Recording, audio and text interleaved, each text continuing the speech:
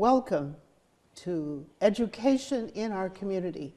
The focus is intergenerational, multi-generational, lifelong teaching, mentoring, and learning. Every opportunity exists almost in the now. Whenever you're in life, there's an opportunity. Our special guest is Mr. Mark K. Thomas. He is an adult education instructor in San Francisco, and he is an Alternatives to Violence Project facilitator. The work that you do is based on the topic that we're going to be addressing, which is living, transforming power. Living, transforming power. And I would like you to tell us a little bit about that, because I remember when we were talking, you said something about overcoming barriers to life. Could you tell us a little bit about living, transforming power, how that plays out in the work that you do?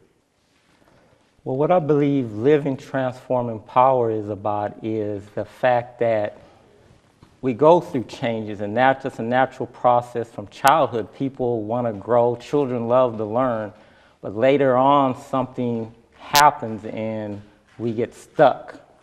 And you often need a boost to get over the barriers in life. It's like life has set up hurdles for you, and most people are busy making it. Actually, our society is really set up to be very competitive and to throw people aside and leave them laying on the street.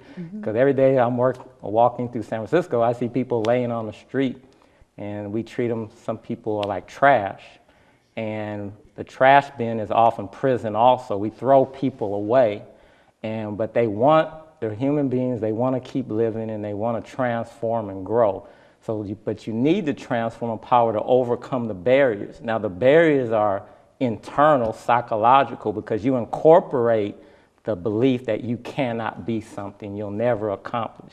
And then society has barriers because we tend to get put in little niches, and you got to constantly struggle, and you got to come out and deal with both. So I work with people who, as a volunteer, as an Alternative Violence Project facilitator, I work with a lot of people who are in the jails and prisons. We do 20 to 24-hour weekend workshops.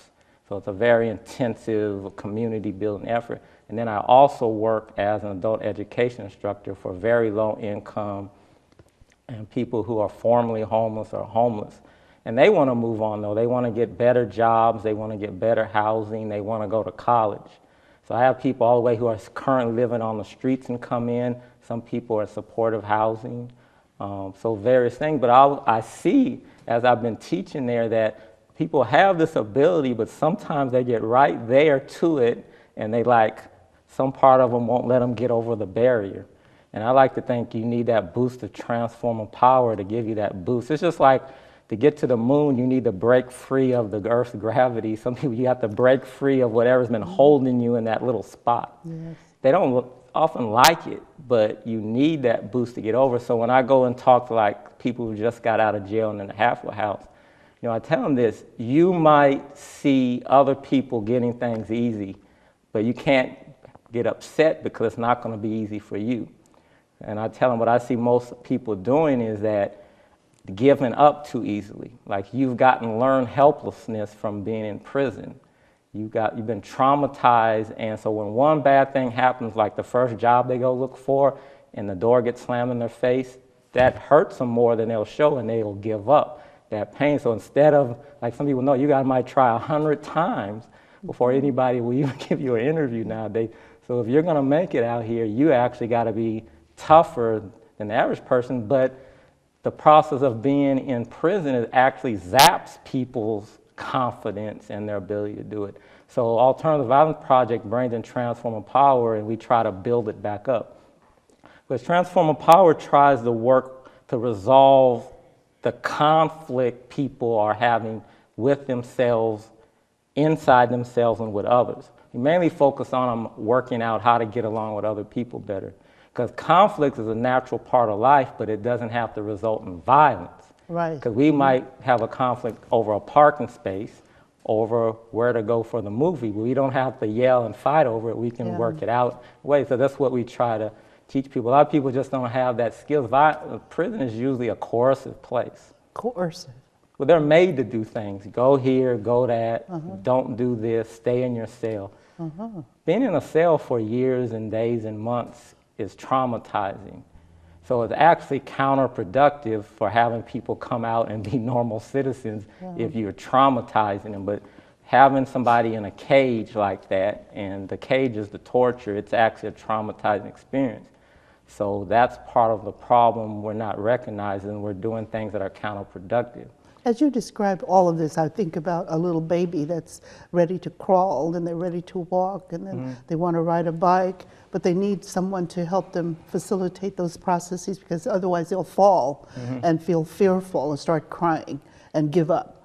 And as you mentioned, the bars and the cells being incarcerated, there's a whole concept about restorative justice. I don't know if you're familiar with this, healing the harm that was done, which creates an opportunity for persons to go forward, that they're in a supportive setting.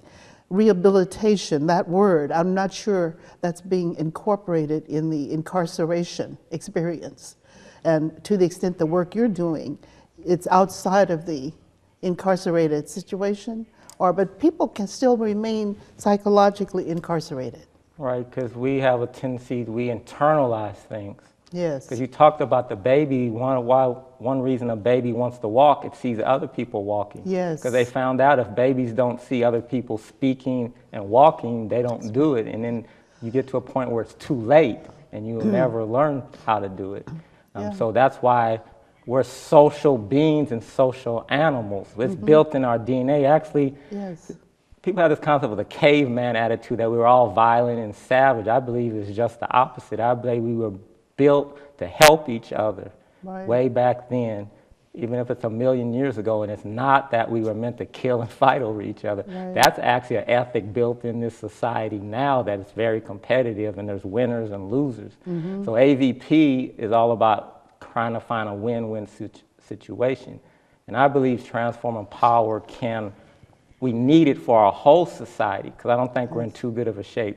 I've been studying social sciences for 35 years, and if I diagnosed our condition, we're not in good shape as a society.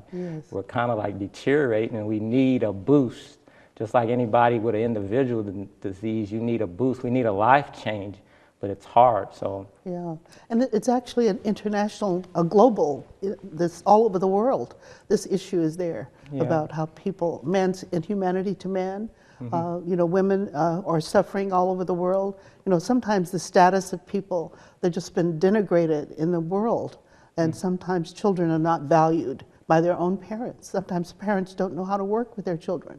So I really like what you're saying about helping people to overcome the barriers, because I think sometimes parents need to be a boost to be more effective with their own children.